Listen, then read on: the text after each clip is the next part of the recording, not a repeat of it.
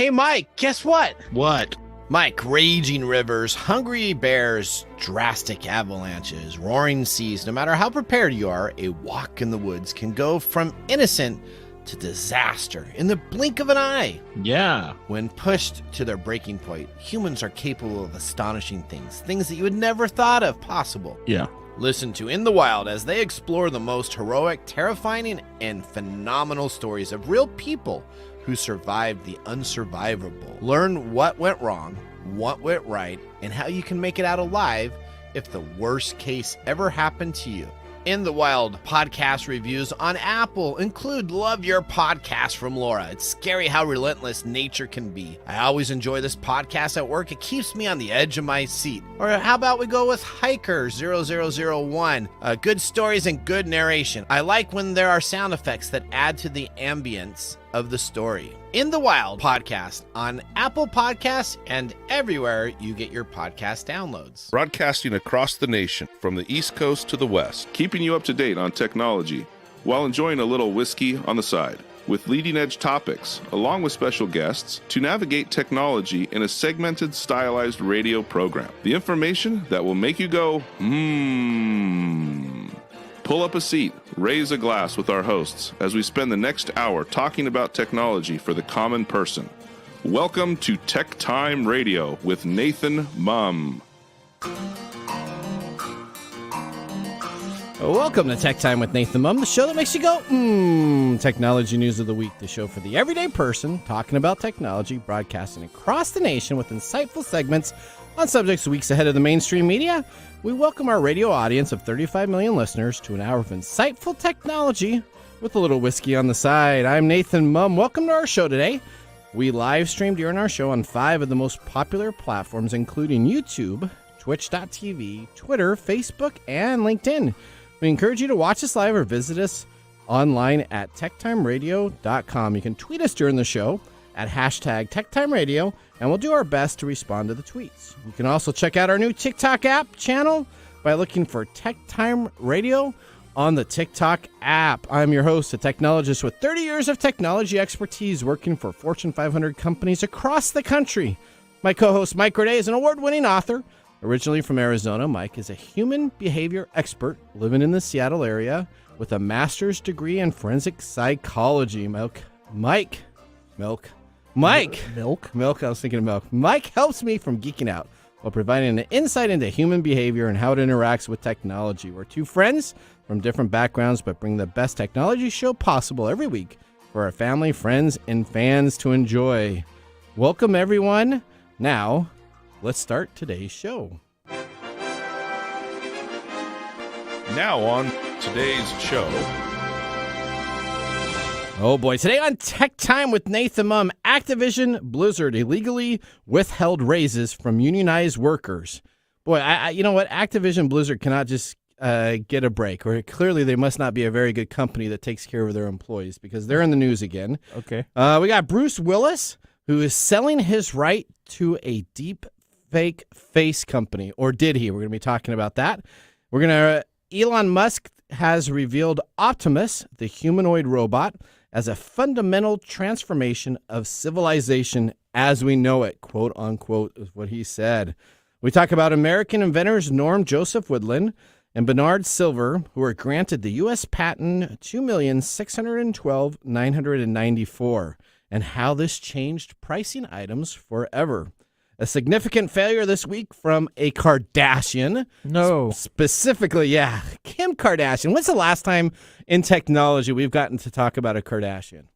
Never. So now we get to talk about it, and as long as it doesn't have anything to do with abnormal selfies. No. Well, this has something to do with abnormal behavior, though. We're going to be talking about that. Okay, let's talk. All right. In addition, we have our standard features, including Mike's Mesmerizing Moment back again.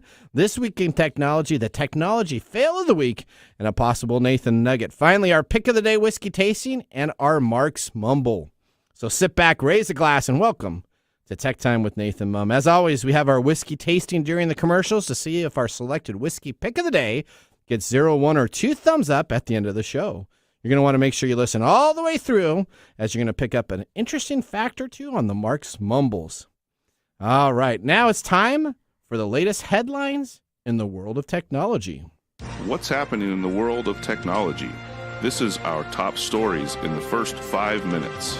Oh boy, Instagram to increase ad load as Meta fights revenue decline. No, you know what? We're going to need to just create a section just called Meta's Failures of the Week. I don't know if maybe we can just add that, because clearly Meta is having some major problems with their organization. And the first thing they're going to start out with is, of course, another quarter that saw marketers pull back their ad spend. Meta today announced that it's increasing its ad load on Instagram with the launch of 2 new ad slots. So tons of products for advertisers to talk about, including a Music Now catalog for advertisers and a new ad format for Facebook Reels. The company said it will now allow advertisers to run ads on the Explore homepage and in the profile feeds. Called post loop ads, these 4 to 10 second ads that are going to be skippable essentially will play at the end of a reel video before it decides to replay it again. When the ad finishes playing, the reel will then resume and loop the current video process. There you go, Odie, you're grabbing it. Can I just say, Instagram is just grasping at straws now? Like, Reels already suck. No offense. Yes. But it's like adding that to that? It's like a cheap knockoff of Yeah. TikTok, right? It's not even a good knockoff. No. It's so essentially now when you watch a reel, so you can watch a TikTok. No, and, I understand that. But TikTok has at least the decency to let you finish the video and have it on that continuous loop, and then you swipe to the next video. There's an ad. Not Correct. this, like, little... in between brief- ads. Yeah. So not you're going that to watch little the video, intermission. like the 10, 30-second So video. are you saying you're not a fan? I'm of not this? a fan, no. No, this No. is And especially Meta. with like reels being so short, and sometimes the whole point of a reel is to get your attention really quickly. and Obviously, something- this is a desperate measure for Well, trying to make up obviously. some revenue, it's and they're just going to so do it by bad. ticking off like, everybody. what is Instagram doing? What is it? Well, Instagram is trying to find any way to make money for the Instagram- capital Meta that is just burning through money now because no one's using their platforms and are all going to alternative platforms. Essentially, how about this, though? Wouldn't you like to have their new test image carousel ads in Facebook starting today? There's a horizontal scrollable ad where you can go anywhere from 2 to 10 ad images that are shown at the bottom of the Facebook Reels content. So Yay. think of this as the overlay, right? So you're watching a video, That's like and now your at the very bottom of your video, CNN ribbon. yes, you're going to have a ribbon that has No, anywhere that's between so 2 to pointless. 10 images that you could click on. No. So all your content is now going to have to make sure that you account for that space where these ads are going to be, and everybody's just going to move their content up so you don't have to see the ad that's there and put it in there. Listen, I know TikTok is bad and all, but man, they know what they're doing. Well, TikTok's only bad if you have Nick Espinosa and a security risk. So as long as you're watching and you don't buy anything on TikTok and don't care about your information, go to China. Actually, I enjoy TikTok quite a bit. I still watch tons of content, and I have yet to sit down and watch an Instagram Well, reel. But you know that'll how, change. like, Maybe you should try the Instagram Reels. No, absolutely not. Like, people publish their stuff on TikTok and then they repost it on Facebook and Instagram. Yes. And those people are like, oh, I'm never going to join TikTok because they're like months behind whatever's trending. You're going with the like lesser or the worst Common denominator. platform. Yeah. Yep. Yeah, you're going with instead of buying that bad nice one. Mercedes, you're deciding to go with the Ford, and you're going to just paint it the Mercedes color and, Yeah. and hopefully get it passed off with you knock off some And then you're Mercedes stickers. suffering when you could be having it all nice and beautiful on TikTok. Or Yep. you could just not do social media at all and Okay, be Mr. a regular Be Real. human being. Okay, well, Meta Wolves will continue to come across. What is so great about this is I am only 4 years, 9 months away from my prediction of Meta disappearing. So I will just continue to cover their stories with a little chagrin when I see anything that happens. Every organization goes through this, and every organization tries desperately to MySpace. maintain their market share. Yeah, best of luck to them. All right, I think you got story number 2. Now, this is an interesting story here, Mike. Well, yeah, that's because this past week, I'm sure you have heard this story about Bruce Willis. Have you heard this story about Bruce Willis? Well, I have because we did research, but I had not heard about it until it was actually brought up at our meeting last night. Well, that's funny because I saw this a few days ago. Anyway, it was widely reported that Bruce Willis, the actor extraordinaire, Die Hard, has sold his face or his being to a deepfake company. Yep. Because he suffers from a medical condition called aphasia. Okay. Right. And this was touted as being the first of its kind and all this other thing. And the whole idea was that this was going to allow Bruce to continue making movies into the future by using deepfake technology, which we've talked about on the show quite a few times. And it's a company called Deepcake. It's a company called Deepcake. Yeah, okay. They said that they sold.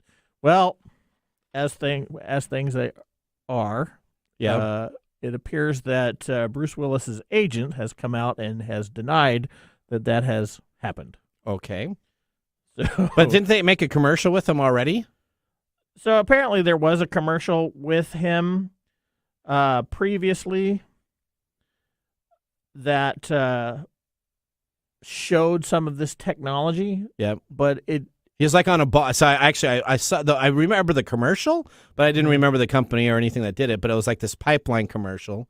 It's got like his face superimposed, and it looked like a younger Bruce Willis that was like trying to de-arm this bomb scenario that he was tied with. Yeah, apparently it was sort of a throwback to his Die Hard days and whatnot. But this is a lot different than making this single commercial than saying you own the rights now to Bruce Willis.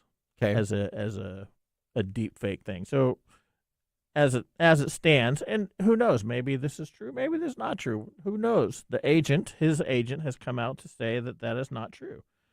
That Bruce Willis has not become the first Hollywood actor to allow a digital twin of himself to be created on screen, and that this is completely false. Okay. So let me ask you this. This is a big deal for companies like Disney, where they did Darth Vader actor James Earl Jones recently retired, and essentially they had his voice on the Obi-Wan series that was out, and you liked that a lot, didn't you? Like the Obi-Wan series? Yeah, that was a very good series. Okay, and so they did according to my taste. So according to your taste, okay, not according to your taste. I didn't like it at all. You didn't like it. But essentially, the AI firm did a bunch of de-aging aspects for the actors that were there. Yeah, this is an interesting sort of phenomenon that we are seeing, and this goes into like when they recreated Princess Leia in Rogue One and all these other things that are geared towards entertainment. But we're also seeing that this thing is being used for more nefarious purposes. Like when they're calling up people and asking them to, they're calling up people as their boss and and I have the superimposed face. That's right. Yeah. So there's a lot of ethical issues. Would you sell your face imaging to an AI company that wanted to buy it? No. Really? I'd sell mine. Why? First off, my first question was why would a company want my face? Well, of course. Look how beautiful you are, right? Well, yeah, I'm just that classic bald guy. Yeah, okay. Right. No, I don't think I would. You would do it? Sign but I'd probably do it for a couple $100 even. According to the article about Bruce Willis, it kind of makes sense that could be a plausible. Yeah, because he's an actor right? that's struggling, and if you want to use him, if you're an actor and you have a issue with your speech and being able to talk, which is what aphasia is. Yep. That you would like to have something that could help. Or you can figure out your legacy. You can figure out how to put somebody in that has a speech problem, like they did in the new Top Gun Maverick, where essentially you have the person in there that has a problem, so he's using the keyboard and texting to interpret it. Have you seen that in the Top Gun Maverick? I haven't watched Top Gun. Oh, okay. I don't want to ruin it for you, but are you talking about Iceman? Yep. So they actually put him in really well because Val Kilmer has that issue. Val Kilmer had suffered a medical issue that took his voice away. Correct. So they actually did it. Here we have this sort of idea about entertainment and that need for nostalgia that a lot of us have. Yep. Because who wouldn't want to be young on a TV Series or show? Yep. Like, they did it with Luke Skywalker and In the Boba Fett series, right? Or was it in the Mandalorian series? actually, yeah, It was the Mandalorian it was series. technically Boba Fett. Okay. All right, next one. We have story number 3. Tesla boss Elon Musk presents humanoid robot Optimus. The Tesla CEO... Prime? Was that, well, not Optimus Prime, but that's a great name to get, right? I mean, if you're going to name something, I'm sure it's better than Megatron. That would have probably not have sounded as... I don't know. You don't know? Maybe it is Megatron, right? If Tesla was doing it, maybe Megatron. All right, well, would be Elon better. Musk shows off Optimus humanoid robot prototype. The tech billionaire Elon Musk has presented the latest prototype of a humanoid robot being developed by his Tesla electric car company. Optimus appeared on stage at a Silicon Valley event where it waved to the audience and raised its knees. The CEO said the robot was a work in progress but could be on sale to the public in a few years' time. Tesla's mass market robots will be tested by working jobs in the car's factories, company engineers say. The prototype was wheeled on stage during the annual Tesla AI Artificial Intelligence Day presentation. Mr. Musk has said that the robots would be able to be produced en masse at the cost lower than $20,000 and available in 3 to 5 years. The Tesla boss spoke of the future of abundance ahead, and it's really in its fundamental transformation of civilization as we know it. Here we go. Robots are going to start taking over the world. And for $20,000, it looks like you can get yourself an imitation robot. They're already taking over the world. Well, they are. Now they're going to physically take over by replacing people's job. Now, Elon Musk did say that you still need to have humans because this is not replacing humans. This is just being more proficient at doing tasks as needed. Was that? This is loadable. Is that a little bowl? Yeah. You think the car manufacturing companies are going to be replaced? Ever since the invention of the cotton gin, this has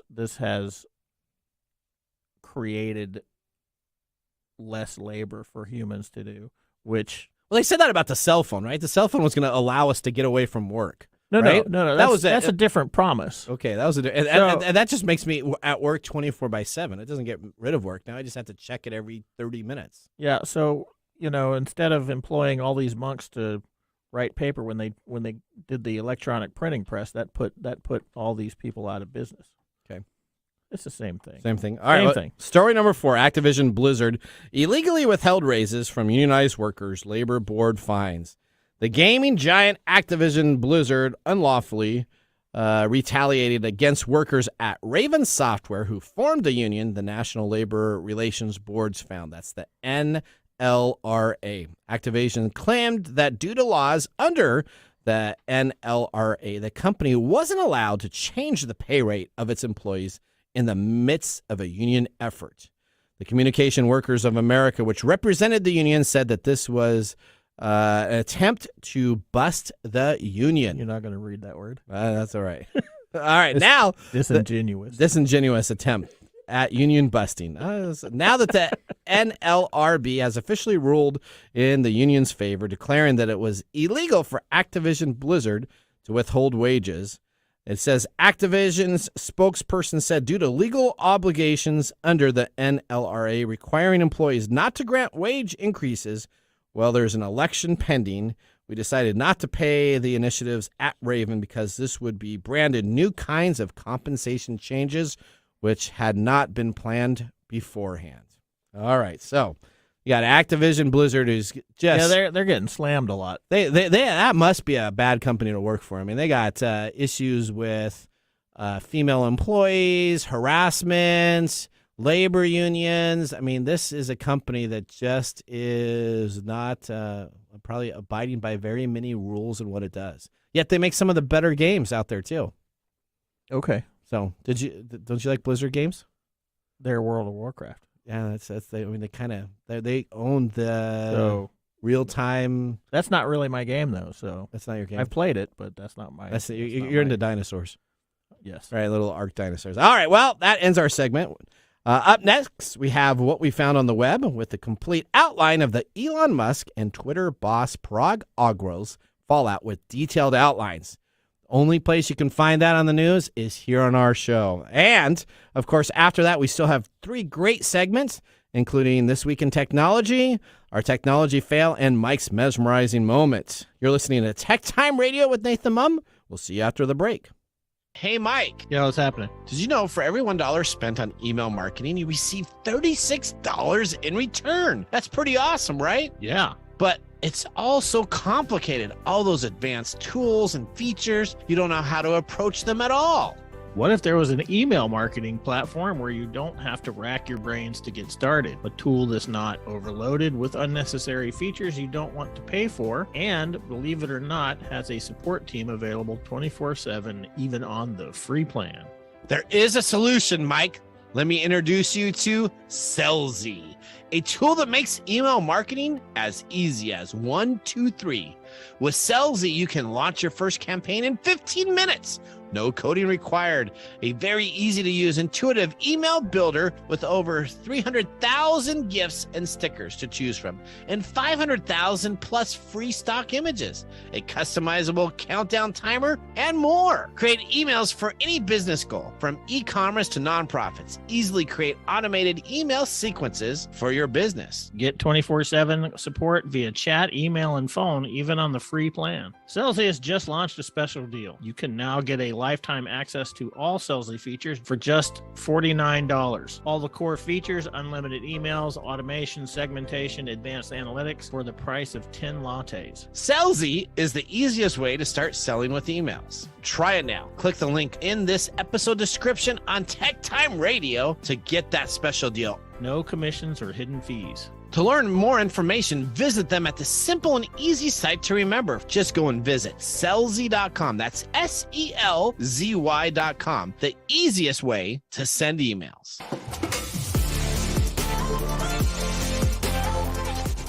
Welcome back to Tech Time with Nathan Mumm. Tech Time Radio is a weekly hour technology show that talks about current technology in a simple format without having to geek out. Brought to you by myself, Nathan Mumm, and Mike Raday. We just had our first whiskey tasting during the break, and now let me tell you about what we were sipping in our pick of the day. During the show today, we have chosen the Tin Cup American Whiskey 10-year, $54.95, 84 proof. The Tin Cup Company is located in Tin Cup, Colorado, and like its sister company, Stranahan's, Tin Cup's America Whiskey 10-year is cut with Colorado's Rocky Mountain water. This is a high rye bourbon distilled and aged in white American oak barrels with the number 3 char in Indiana. The aroma is cinnamon, pine, honey, and freshly cut grass. As you drink it, flavors of sweet pepper, leather, I don't know about leather, and raisins comes forward, and it finishes with a bit of a caramel and biscuit taste.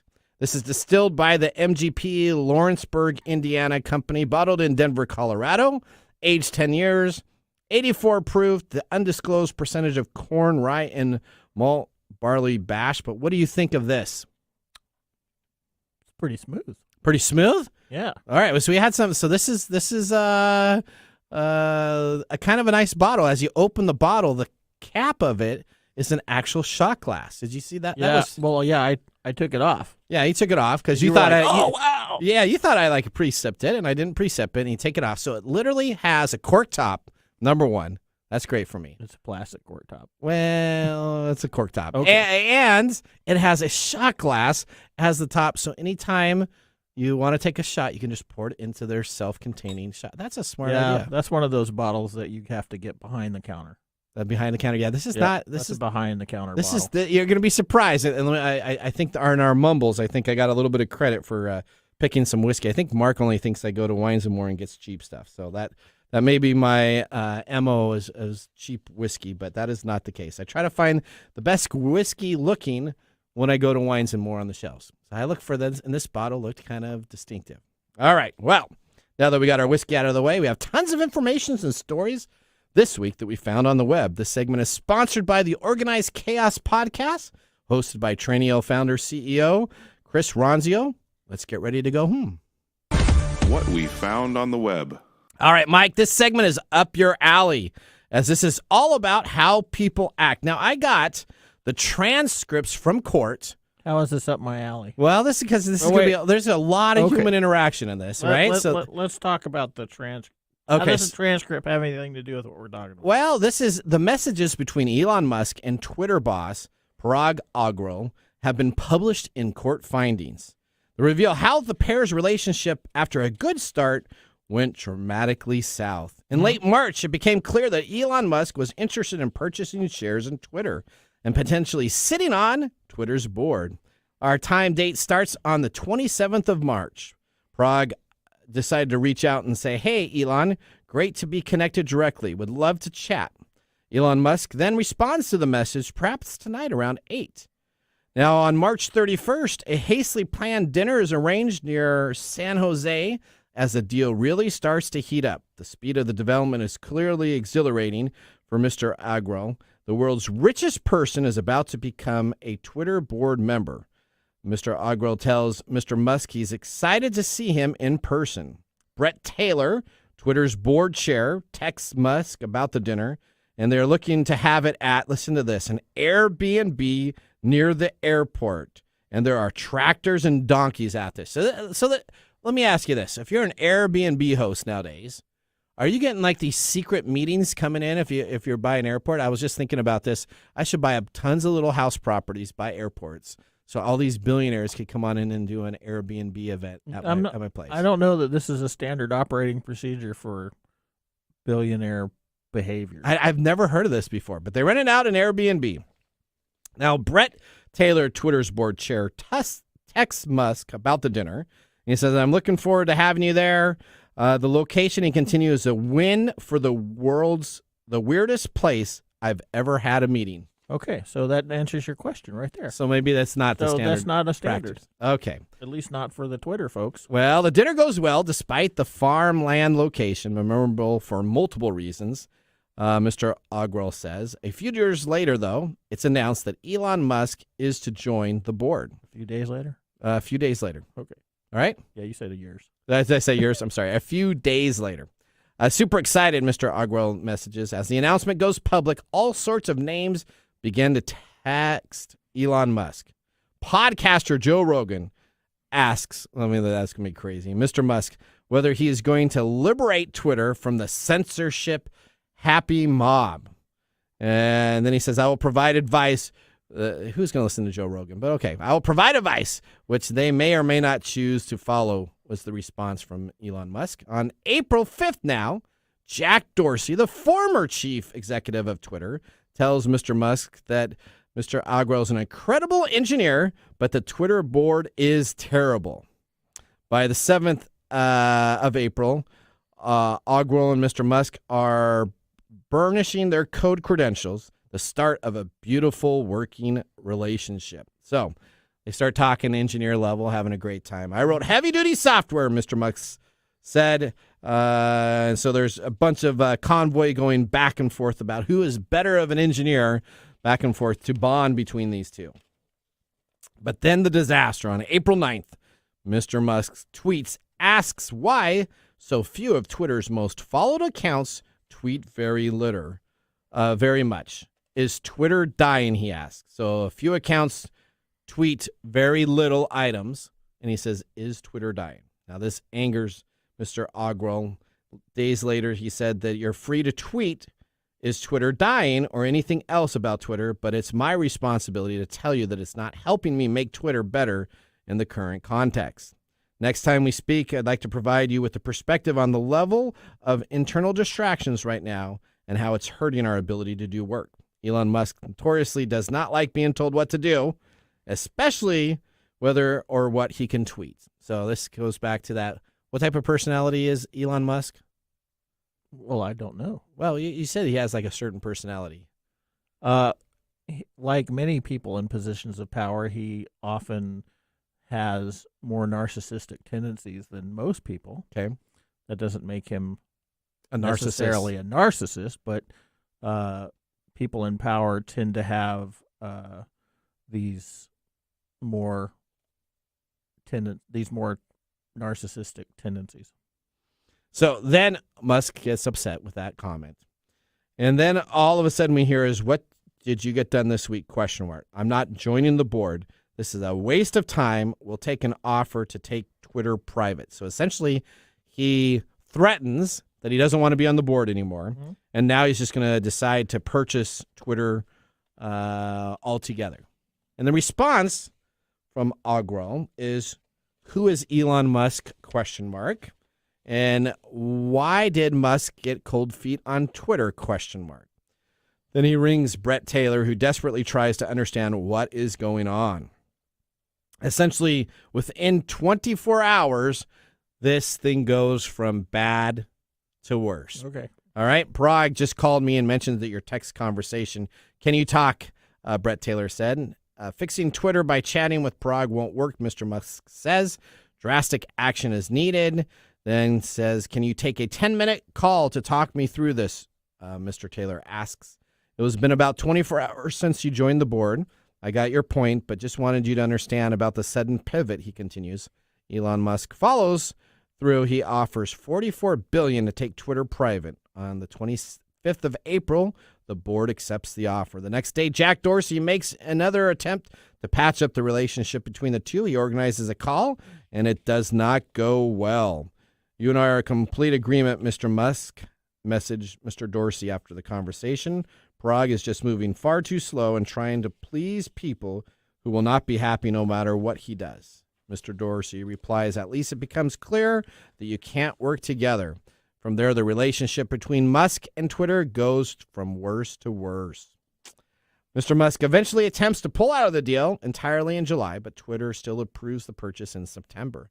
A court case in Delaware in mid-October will decide whether this will be allowed to walk away or he'll be forced to buy the company. But the message shows that the relationship between Twitter's CEO and Mr. Musk has broken down far earlier than what we were known here in the public. Okay. All right, so let's digest that. Why are we digesting this? Well, because, I mean, this is kind of the big story. Is Twitter going to be purchased by Mr. Musk or not, right? Uh-huh. So Mr. Musk kind of got himself in trouble with some comments that he said about Twitter as soon as he joins the board.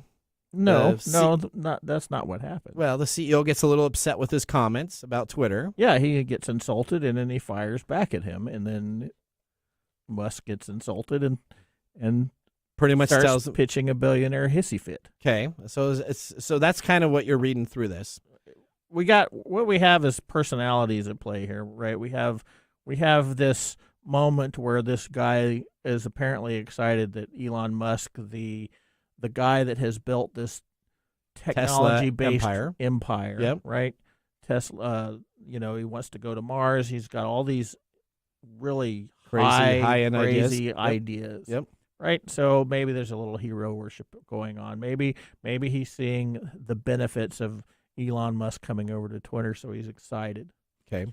Elon Musk has his own ideas about what he's doing, right? Yeah, he's trying to kind of make it, I think, open, allow everybody to have the platform. He's been talking about Twitter since years. Twitter's been around, since he's been on Twitter, right? And so there's this idea that they're going to get together and form they had a dinner. How does that become a relationship? Well, normally at those dinners, I've sat in a couple of those dinners. There's these business dinners where you get sort of a feel for each other. Yep.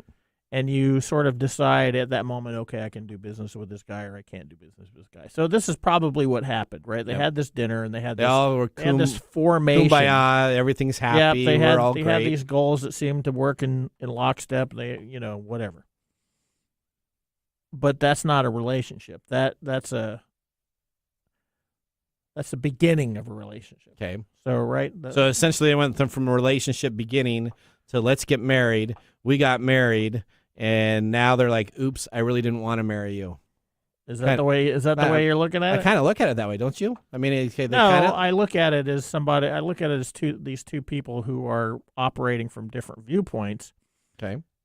And they're doing these. First off, they're texting each other. Yep. And that's a recipe for disaster if you're talking about horrible, certain things, right? You need to get because on the phone. You're going to take things out of context. Yep. And then they feel like they have to defend themselves when certain things are done, like if I tweet right now, is Twitter dying? Nobody's going to care. Correct. Right? Because I don't have influence. I don't have influence over the amount of people that Elon does. But if Elon does it, what happens to Twitter stock? goes up. I mean, it went up essentially afterwards, and then He says, afterwards Twitter, it went down. Is Twitter dying? Yeah. So it went up when he was going to purchase Right, it, and then it went down again. So this is the foibles of human interactions in these big business entities, right? So just by this person who wields this incredible influence, by saying one thing, can offset the bottom lines of the company that he is joining. Yeah. If you were the CEO, how would you take that? I think you might be a little upset. A little about offended. That. Well, right? the end of this is said that essentially they will not be able to work together. Yeah, and that's that decision process that comes with building relationships, right? Yeah. So they're trying to figure out, and it's just like dating. When you first go out on your first date, you behave well. Yeah, and everything's great. You maintain that behavior until you get to a point where you can, relax, fart in front of somebody, or whatever. Yeah, I hear you. I totally get you. All right, well, that ends our segment, What We Found on the Web. When we return, we are going to be taking a look at This Week in Technology. So now would be a great time to enjoy a little whiskey on the side. We'll see you right after this break. Hey, Mike. Yeah, what's going on? Have you heard of unidragon.com? Yeah, isn't that the puzzle people? It is. They are the largest manufacturer and sellers of wooden puzzles in the world. Let me tell you about it. They have tons of designs, all listed at $29.95 on their website at unidragon.com. Yeah, I know. I've seen them. I really like the owl one. All of these are laser cut to perfection. Instead of those old traditional puzzles that you get that are done on cheap cardboard backings, these are all done with wood cutouts, laser cut. And the images, instead of the standard jigsaw puzzle, actually include different animals within the puzzle itself to put together. It's like those big collages where they have faces that turn into Empire State Buildings and stuff. That's correct. Absolutely. You like the charming owl? Well, I really like the owl. And right now, there's a special going on for any TechTime radio listeners. If they put in the code DRAGONTech, they'll receive 10% off until June 1st, 2021. That's cool. I'm going to put an order in today. And of course, my favorite, the Inspiring Unicorn. Are you going to get the fox, or are you going to get the dragon, or the fish? What are you looking to get? No, man, I'm going to get the owl. You're going to get the owl, not the serious panda? No, the owl. It's all about the owl, man. I'm a night owl. You're a night owl. You are a night owl. Visit unidragon.com today and make sure to put in Dragon Tech as your code to receive 10% off. And remember... Yeah, those are really cool. I really like the owl. Mike likes the owl. And now, let's look back at This Week in Technology. All right. We're going all the way back to October 7th, 1952. Woo, that's a little bit back there. What happened then? The barcode technology was patented. So let's talk about this. American inventors Norman Joseph Woodland and Bernard Silver are granted the U.S. patent 2,612,994, described as article classification through the medium of identifying patterns. Of course, today we better know this as identifying patterns as barcodes. Woodland and Silver essentially sold their patent for only $15,000, but were later inducted into the Inventors Hall of Fame. Now, barcodes were first used commercially in 1966. There was a requirement to have some sort of industry standard set for pricing. A company called Logicon Inc. created the Universal Grocery Products Identification Code, UPCs. Or the UGPIC. Yep, for short, in order to implement the barcode through the retail industry. Monarch Marketing, based in the United States of America, was the first company to produce barcode equipment using the UGPIC for retail trade use. British company Plesley Telecommunications followed suit, creating their equipment later in the same year. All right, so essentially the UGPIC was transformed into what we now know as the Universal Product Code, or the UPC symbol, which is still used in the United States of America. The first piece of equipment using a UPC code was what? Do you know? It was in a market. Juicy fruit. It was a supermarket in Ohio. The very first was a packet of Wrigley's Juicy Fruit gum in June 26, 1974. That was me. That was you? Yeah. Did you go through and get the juicy fruit? No, I didn't. Okay, all right. Wow. I'm that old, though. I got it. I understand. That was This Week in Technology. Have you ever wanted to watch some TechTime history? With over 2 years of video, podcasts, and blog information, you can visit techtimeradio.com to watch our older shows or join the TechTimers Facebook group to talk with us live all the time. We're going to take a commercial break, but when we return, we have Marc's Mumble's Whiskey Review and our Technology Fail of the Week. We'll see you after the break.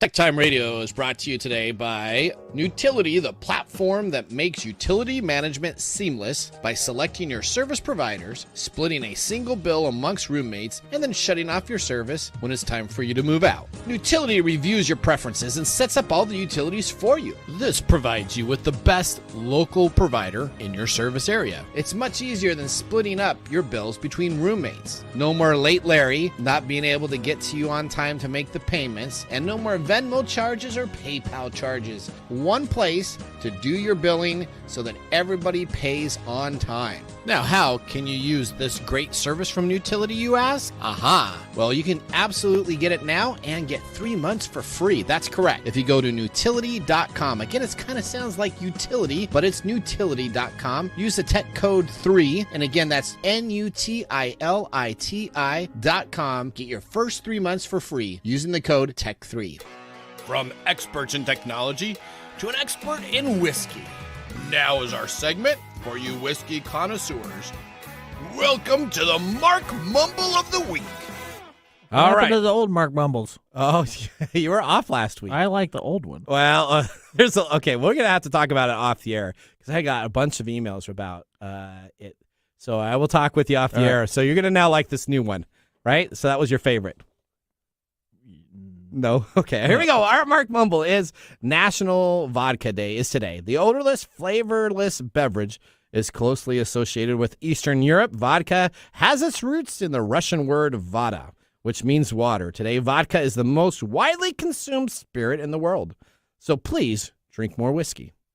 Marc's Mumble says the Tin Cup was an old mining town set on the western side of the Rockies, named after the old cups the miners would drink from. The name Tin Cup Whiskey and the cap wasn't on... the movie? Was that? It wasn't the movie? It wasn't the movie, Tin Cup, no. The name Tin Cup Whiskey and the cap on the bottle are both nods to this piece of Colorado history. So that actual cup is a part of the history. It symbolizes history. It symbolizes. Necessarily part of it. It wasn't part of the history. I'm sure it wasn't around back when it was. That's not a 50-year-old tin cup. Correct. Now, Marc is a bit surprised Nathan chose this bourbon, as it was the darling of the whiskey community this past spring and summer, and is not a bottom shelf whiskey like he normally purchases. Yep. It was made popular by Matt from ADHD Whiskey on YouTube, and many consider this to be the best bourbon under 90 proof. Marc generally does not go for lower proof bourbons. However, this bottle is currently sitting on his shelf. And we are all out of it. I'm done with mine already. And I'm done with mine. And I know that we had to go for a second shot. I don't want to spoil engineer. anything, but yeah, I'm done with mine already. You're trying to, yeah. This is amazingly good.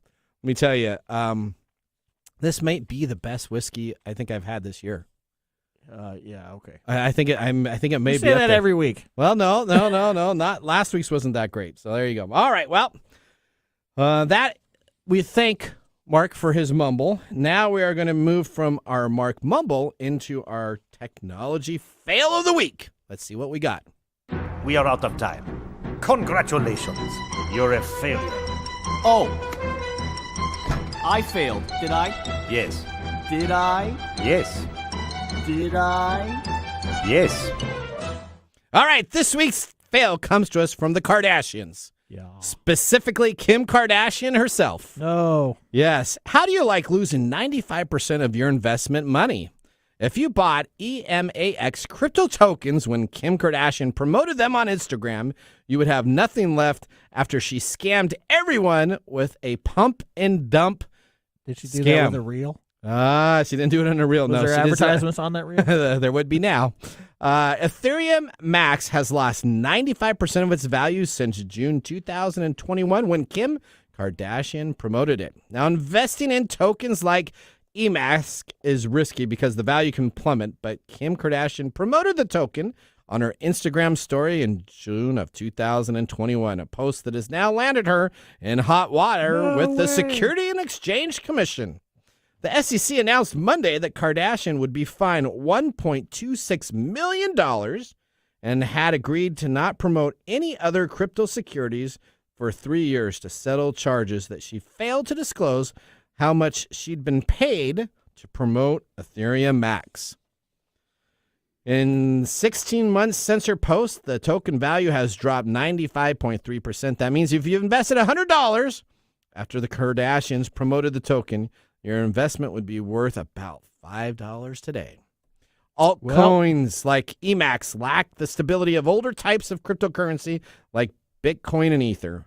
Moreover, as we have repeatedly said on TechTime Radio, all crypto tokens that are not listed on the exchange Coinbase, and Coinbase does not support Ethereum Max. Is this different than the other Ethereum? Yes, completely different. Should not be invested in. So we've said this. So any cryptocurrency that you're going to invest in, only invest in like 3. We talked about that. This is just one more, This is a scam. This is a hustle. This is a hustle. Yeah, this is just one more Elon Musky thing. Going on. Yeah, here. so do not invest in cryptocurrency. I don't care what anybody tells you they got into. The only person that made money in this whole thing were probably the founders and investor of this crypto, and probably Kim Kardashian, who probably was given so many shares of this fake currency, and then when it got up to $100, she probably cashed out. So her $1.26 million fine is probably scratch compared to what she actually made profit-wise for doing this commercial. Yeah. Do not listen to a celebrity on cryptocurrency information. You can say that all you want, but the reason that late-night commercials still are on TV is because of you. Because of me? Yeah. Why because of me? Because you buy that stuff. I don't buy like the late night stuff. I don't buy a Jinsu knife. I already have 3 of them at home, so I don't need to buy a new one. Where did you get those?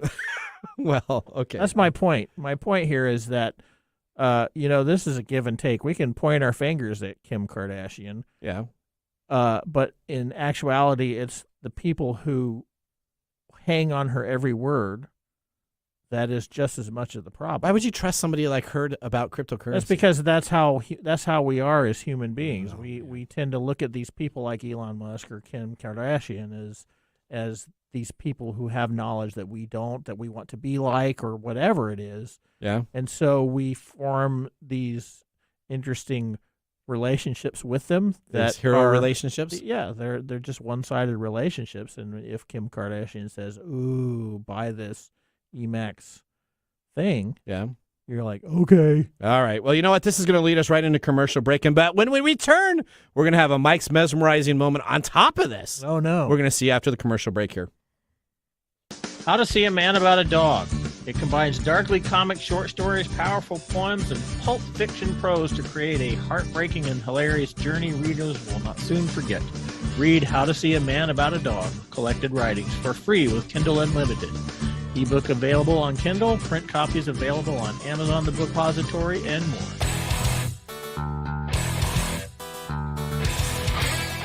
Welcome back to Tech Time. I'm your host, Nathan Mumm. Now it gets to our highlighted segment of the day as we move into our Mike's mesmerizing moment, brought to us by Story Coffee. This is Mike's mesmerizing moment, presented by Story Coffee. Visit storycoffee.com. Did I tell you that I got all my back orders of Story Coffee? Oh, did you get all of them?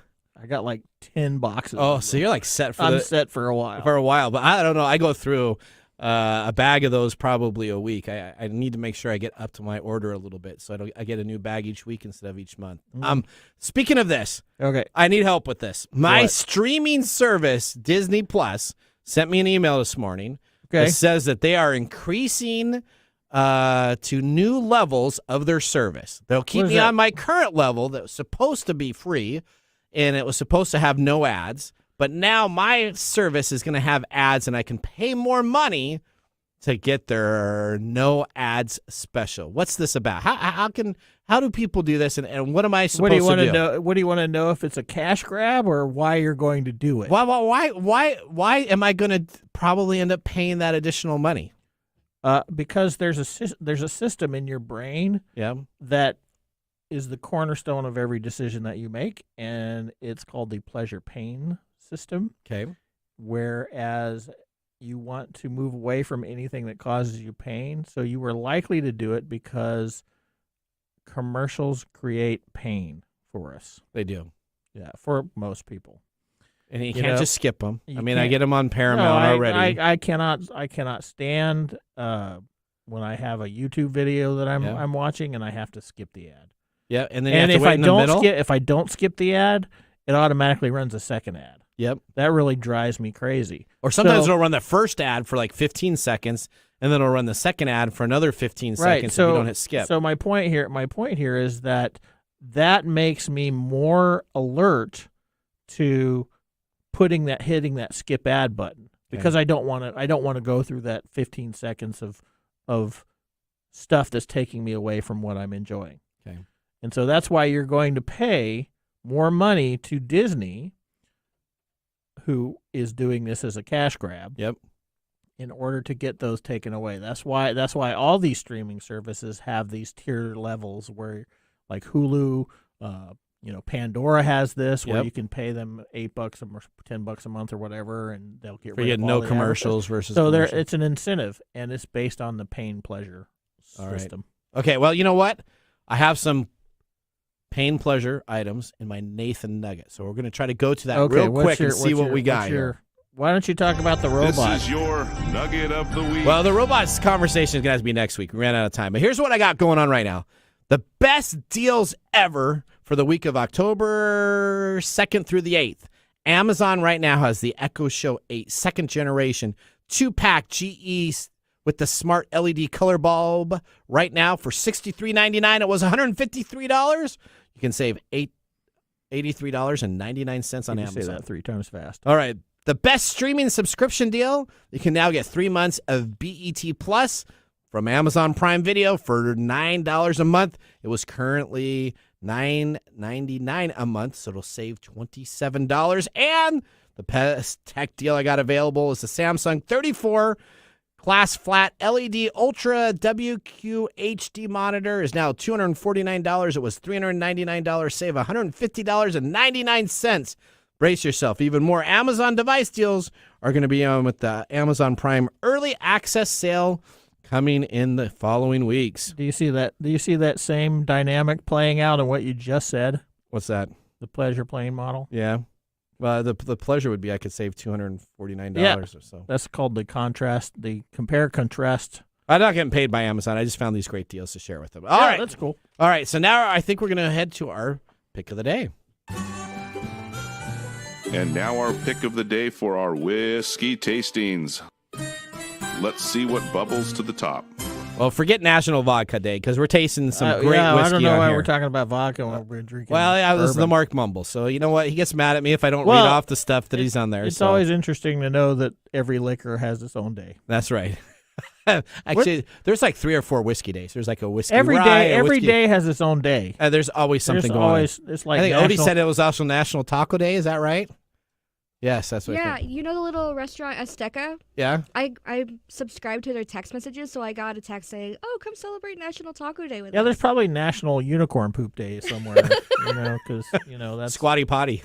Yes, exactly. Have you ever See, seen that there commercial? You go. Yeah, I've seen that commercial. Okay. All right. Well, we have the Tin Cup America Whiskey 10-year, $54.95, 84 proof. So this is a pretty tough proof area here that we have. We have 10 years classification. What do you think about this? Are you giving it a thumbs up or a thumbs I'm down? definitely giving it a thumbs up. Thumbs up. Why? It's Why a is that? really smooth taste. It's got an excellent flavor. It's got a nice finish. It's got a nice finish. There's no bit. I had no bitter. There was nothing wrong with this whiskey, and I'm going to commandeer this bottle. This is now going home to the Micro Day liquor cabinet. Is that what you're saying? That's right. Well, I'm maybe gonna not, drink because it I think tonight. we'll probably drink it at the restaurant afterwards. We might do All that. right, Odie, it goes to you. What did you think of the whiskey? Thumbs up. I liked it. It was a little sweet, which I enjoyed. Just a little touch of sweetness. So yeah, thumbs up. Thumbs up. All right, I'm going to give it a thumbs up also. I mean, hey, it comes with a free shot glass on top of You that. know, It's if like that's extra if that's value. the reason why you're giving it a thumbs up, then you go. Oh, there you go. Well, That's your deal. Thank you very much for joining our show. Remember, the science of tomorrow starts with the technology of today. Bye. See you next week. Thanks for joining us on TechTime Radio. We hope that you had a chance to have that moment today in technology. The fun doesn't stop there. We recommend that you go to techtimeradio.com and join our fan list for the most important aspect of staying connected and winning some really great monthly prizes. We also have a few other ways to stay connected, including subscribing to our podcast on any podcast service, from Apple to Google and everything in between. We're also on YouTube, so check us out on youtube.com/techtimeradio, all one word. We hope you enjoyed the show as much as we did making it for you. From all of us at TechTime Radio, remember, mum's the word. Have a safe and fantastic week.